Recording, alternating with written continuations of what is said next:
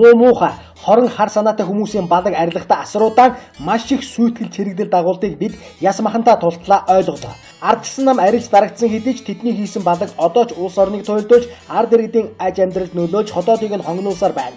Эрх мэдэл төрсөн 4 жилийн дотор Ардчсан намын дээрэмчид үйлдвэр аж ахуйн нэгж банк санхүү, хэвлэл мэдээлэл, импорт, экспорт гээд хурц болох бүх салбаруудыг эзлэн дээрэмдэж нураан сүйтгэж амжижээ. Мэдээж хамгийн сүүлийн жишээ нь Эрдэт үйлдвэр. Одоо бүр дампуурлын байдалд орчход байгаа дархны ард өмөргийн үйлдвэрээс тодхон харж болно. Ингээд ч эдний бодог зогссонгүй хийсэн муу үйлийг нь одоо ч зогсоож чадахгүй байгаа байгийг харагдсаар байна. Өчигдөрөөрөө цагийн хүрдээр гарсан мэдээлэл бол үүний нэгэн тод жишээ юм. Монголын үндэсний олон нийтийн радио телевизийн ерөнхий захирал оюун дарин 2015 оны 1-р сард тухайн үед эрх барьж байсан Ардчсан намын ерөнхий нарийн бичгийн даргаар ажиллаж байхдаа намынхан тамгаагч хүлээлгэн өгөөгүй үедээ Монголын үндэсний олон нийтийн радио телевизэд улс төрийн зорилгоор томилогдсон ирж өнөөх хүртэл ажиллаж байна.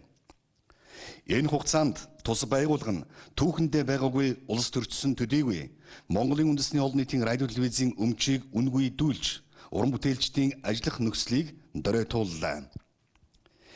Эрдэнэт үйлдвэрийн 49%-ийг үнгүйдүүлэх замаар хувьчлаад авчихсан тухайн үеийн эрх баригчдын төлөвлөсөн дараагийн байна Монголын үндэсний олон нийтийн радио телевизийн амин сүнс болсон агентлаг байлаа.